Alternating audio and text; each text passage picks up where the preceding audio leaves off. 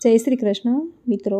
આજે 18 ડિસેમ્બર 2024 બુધવાર માક્ષર વદ ચતુર્થી સંકષ્ટ ચતુર્થી છે। સંકષ્ટ ચતુર્થી એ પીડાનો નાશ કરનારી ચતુર્થી છે। શિવ પુરાણમાં કહ્યું છે કે માક્ષર માસની વદ પક્ષમાં આવતી ચતુર્થી દરેક પ્રકારના પાપને નાશ કરનારી, ઉત્તમ સુખ પ્રાપ્ત કરાવનારી છે। સંકષ્ટ ચતુર્થીનું આ વ્રત સૂર્યોદયથી શરૂ થઈ ચંદ્રોદય થયા બાદ ચંદ્ર દર્શન કરીને પૂર્ણ થાય છે। ભગવાન શ્રી ગણેશે ચંદ્રદેવને વરદાન આપ્યું છે કે આ વ્રત ચંદ્ર દર્શન વગર તથા ચંદ્રદેવની પૂજા વગર અધૂરું રહેશે। આથી સંકષ્ટ ચતુર્થીના આ વ્રતમાં પૂજા પાઠ, વ્રત, ઉપવાસ કરી ચંદ્રોદય સમયે ચંદ્રદેવને તલના લાડુ ધરાવી દૂધ તથા જળનું અધર્ય આપી વ્રતના પારણા કરાય છે। એવું સંકટ અને કષ્ટ હરનારું આ સંકષ્ટ ચતુર્થીનું વ્રતની પૂજન વિધિ, મહાત્મ્ય, આ દિવસે કરવાના કાર્યો, ઉપાયો અને કથા વાર્તા આ વિડીયોમાં આપણે સાંભળશું। જો આપને કથા પસંદ આવે તો વિડીયોને લાઇક, શેર, કોમેન્ટ કરી ચેનલ પર નવા છો તો ચેનલ સબસ્ક્રાઈબ કરી બાજુમાં બેલ આઇકન પ્રેસ કરી દેજો। ધન્યવાદ। ચતુર્થીનું વ્રત દર મહિને 2 વાર આવે છે। શુક્લ પક્ષમાં આવતી ચતુર્થીને વિનાયક ચતુર્થી અને કૃષ્ણ પક્ષમાં આવતી ચતુર્થીને સંકષ્ટ ચતુર્થી કહે છે। આ ચતુર્થી જો મંગળવારે આવતી હોય તો તેને અંગારકી ચતુર્થી કહે છે। ચતુર્થીનું આ વ્રત ભગવાન શ્રી ગણેશને સમર્પિત છે। ભગવાન શ્રી ગણેશને ચતુર્થીની તિથિ અત્યંત પ્રિય છે। વિઘ્નહર્તા ભગવાન શ્રી ગણેશની જે કોઈ ભક્તિ, પૂજા, આરાધના કરે છે, વ્રત કથા સાંભળે છે, ગજાનનની પૂજા કરે છે તથા રાત્રે ચંદ્રોદયના દર્શન કરી તેમના શુભ આશીષ પ્રાપ્ત કરે છે, તેમના જીવનના વિઘ્નો, કષ્ટો મટે છે, સુખ, શાંતિ, સંપત્તિ, યશ, કીર્તિ પ્રાપ્ત થાય છે, મનની દરેક મનોકામના પૂર્ણ થાય છે, જીવનમાં આવનારા દરેક સંકટ ટળી જાય છે। આથી જેના જીવનમાં ખૂબ જ આર્થિક તંગી આવી રહી છે, કષ્ટ બાધા આવી રહી છે તો તેમણે દર મહિને વદ પક્ષમાં આવતી સંકષ્ટ ચતુર્થીનું વ્રત જરૂર કરવું જોઈએ। આ વ્રત સ્ત્રી કે પુરુષ બંને કરી શકે છે। તેમાં કોઈ આકરા વિધિ વિધાન, જપ, જાગરણ કે ઉજવણું કરવાનું નથી હોતું। દરેક માસની વદ પક્ષમાં ચતુર્થી તિથિએ આ વ્રત કરવાનું હોય છે।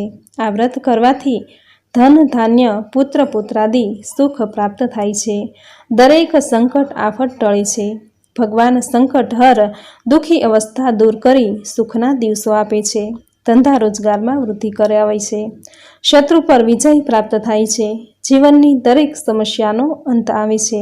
આથી જીવનમાં શુભતા, મંગલતા પ્રાપ્ત કરવા, મનની મનોકામના પૂર્ણ કરવા સંકષ્ટ ચતુર્થીનું વ્રત એ ઉત્તમ ફળદાયી છે। વિદ્યા, ધન, પુત્ર પ્રાપ્તિ કે સંતાન પ્રાપ્તિ તથા સર્વ રોગ નિવારણ માટે પવિત્ર મનથી અને પૂરી શ્રદ્ધાથી વ્રત કરવાનો સંકલ્પ લેવો। આ વ્રતમાં ચંદ્ર દર્શનનું ખૂબ જ મહાત્મ્ય છે। આખો દિવસ ઉપવાસ કે ફળાહાર કરી ચંદ્રોદય સમયે ચંદ્રના દર્શન કરી જળનું અધર્ય આપી કંકુ, ચોખા ચડાવી લાડુનો નૈવેદ્ય ધરાવવું, ત્યારબાદ એકટાણું કરી શકાય। આ વ્રતમાં ચંદ્ર દર્શન અને ભગવાન શ્રી ગણેશને પ્રિય એવા લાડુનું વિશેષ મહત્વ છે। તો મિત્રો, આ હતું સંકષ્ટ ચતુર્થી વ્રતનું મહાત્મ્ય। હવે સાંભળશું વ્રતની પૂજન વિધિ।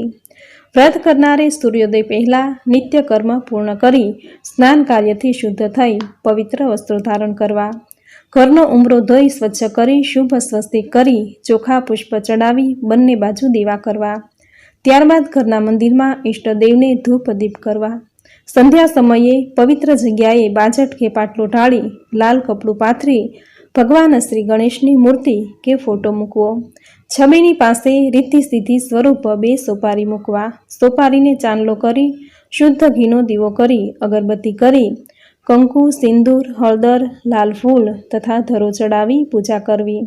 જો ગણેશ યંત્ર હોય તો તેની પણ પૂજા કરી શકાય। આ રીતે ધૂપ દીપ કરી ભગવાન શ્રી ગણેશને નૈવેદ્યમાં ઘી ગોળના લાડુ ધરાવવા, ત્યારબાદ આરતી કરવી। આરતી કરતા પહેલા વિઘ્નેશ્વરાય વરદાય સુરપ્રિયાય લંબોદરાય સકલાય જગત્રિતાય નાગાનનાય શ્રુતિયજ્ઞ વિભૂષિતાય ગૌરીસુતાય ગણનાથ નમો નમસ્તે આ સ્તોત્રનું મધુર કંઠે ગાન કરવું તથા ઓમ રીમ ગમ ગણપતયે નમઃ આ મંત્રનો સમય અને શક્તિ અનુસાર જપ કરવો। ચંદ્રોદય થાય ત્યારે ચંદ્રદેવને જળનું અધર્ય આપવું, ધૂપ દીપ તથા લાડુ કે મોદકનું નૈવેદ્ય ધરાવી પૂજા કરી ચંદ્ર દર્શન કરવા. ઓમ ગમ ગણપતયે નમઃ આ મહામંત્રનો જપ કરવો. ત્યારબાદ લાડુનો પ્રસાદ લઈ એકટાણું કરવું. આ રીતે સંકષ્ટ ચતુર્થીનું વ્રત કરવાથી ધર્મ, અર્થ, કામ અને મોક્ષની સાથે ધન, સંપત્તિ, વૈભવ, સંતાન, સ્વાસ્થ્ય તથા દીર્ઘ આયુષ્યની પ્રાપ્તિ થશે. બંધનો અને સંકટમાંથી મુક્તિ મળશે. આ દિવસે વ્રત, પૂજા, ઉપવાસ કરી વ્રતની કથા જરૂર સાંભળવી, જેના વગર વ્રત અધૂરું રહે છે. શાસ્ત્રોમાં કહ્યું છે કે જો વ્રત ન થઈ શકે તો વ્રતની કથા સાંભળવા માત્રથી જ વ્રત કર્યા જેટલું જ પુણ્ય ફળ પ્રાપ્ત થાય છે. આથી વ્રતની કથા સાંભળવાથી વ્રત કર્યાનું પુણ્ય ફળ અનેક ગણું વધી જશે. તો મિત્રો, આ હતી સંકષ્ટ ચતુર્થી વ્રતની વિધિ, તેનું મહાત્મ્ય. અને હવે સાંભળશું વ્રતની કથા. બોલો ભગવાન શ્રી ગણેશની જય.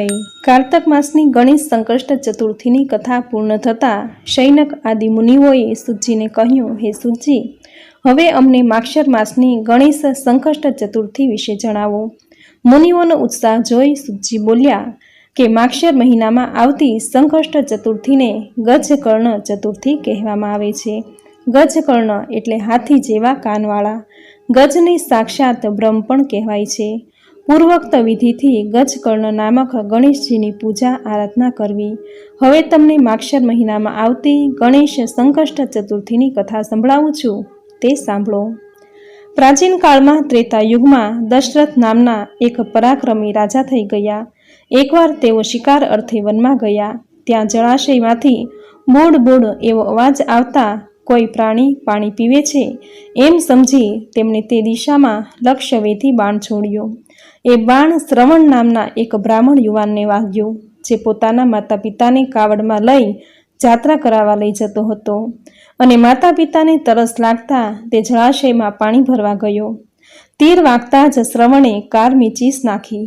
પશુના બદલે માણસની ચીસ સાંભળતા રાજા ગભરાયા અને ત્યાં જઈ જોયું કે અજાણતા જ તેમનાથી માનવ વધ થઈ ગયો છે. એટલે તે પસ્તાવા લાગ્યા. એ પછી શ્રવણ પાસેથી સર્વ હકીકત જાણી તેના માતા પિતા પાસે ગયા અને તમામ હકીકત જણાવી.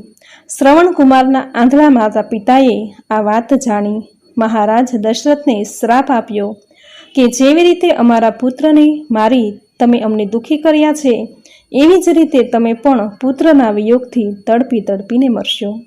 આ સાંભળી રાજા દશરથ ઘણા જ ચિંતિત બની ભારે હૈયે પાછા આવ્યા. ઘણા સમય સુધી મહારાજ દશરથને પુત્ર ન થવાથી એમણે પુત્રેષ્ઠી યજ્ઞ કર્યો, જેનાથી એમને 4 પુત્ર થયા. ચારેય પુત્રોમાં સૌથી મોટા શ્રી રામ હતા.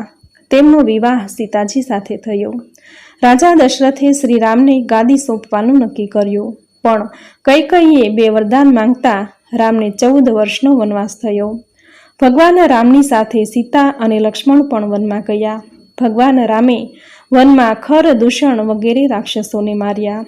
એમનાથી ક્રોધે ભરાઈ રાવણે સીતાજીનું હરણ કરી લીધું. સીતાજીના વિયોગમાં દુઃખી થઈ રામ પંચવટી ત્યાગી સીતાજીને શોધતા શોધતા ઋષ્યમુખ પર્વત પર જઈ પહોંચ્યા. ત્યાં રાજા સુગ્રીવે એમની સાથે મિત્રતા કરી.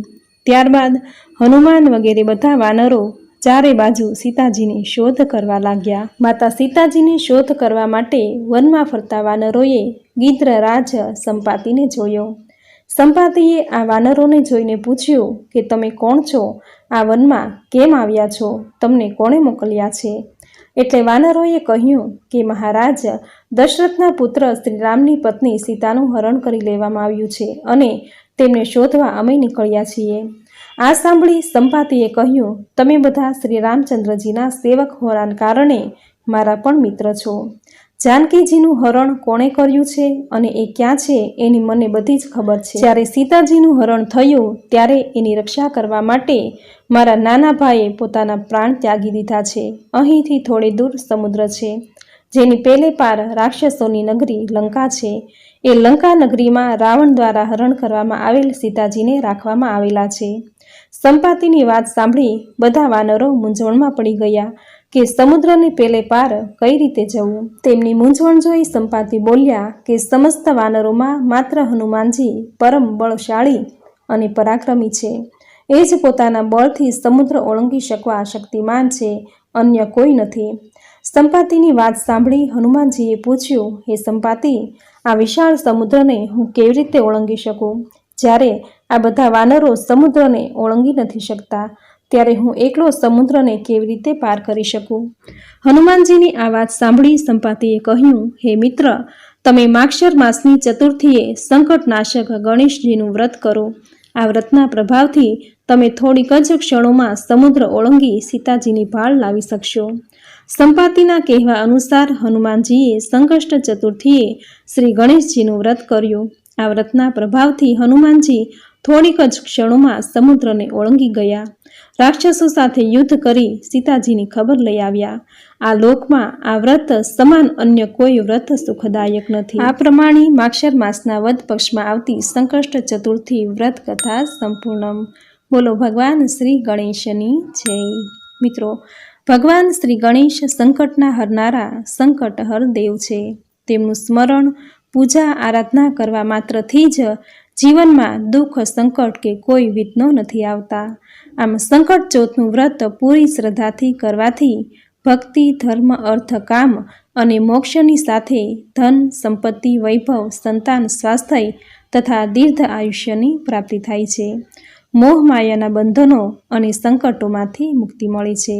તો મિત્રો, આપણે સાંભળી માક્ષર માસના વદ પક્ષમાં આવતી સંકષ્ટ ચતુર્થી વ્રતની વિધિ, તેનું મહાત્મ્ય અને કથા વાર્તા, જે તમે પૂરી શ્રદ્ધાથી અંત સુધી સાંભળી, જે સાંભળવી તમને જરૂર ગમી હશે. તો વિડીયોને લાઈક કરી કોમેન્ટમાં જય શ્રી ગણેશ, જય મા પાર્વતી જરૂર લખજો. ચેનલ પર જો નવા છો તો ચેનલ સબસ્ક્રાઈબ કરી બાજુમાં બેલ આઇકોન પ્રેસ કરી દેજો, જેથી આપણા આવતા દરેક નવા વિડીયોની નોટિફિકેશન તમને મળતી રહે. તો ફરી મળીશું આવી જ નવી ધાર્મિક માહિતી, નવી ધાર્મિક કથા સાથે. ત્યાં સુધી આપ સૌને મારા જય શ્રી કૃષ્ણ.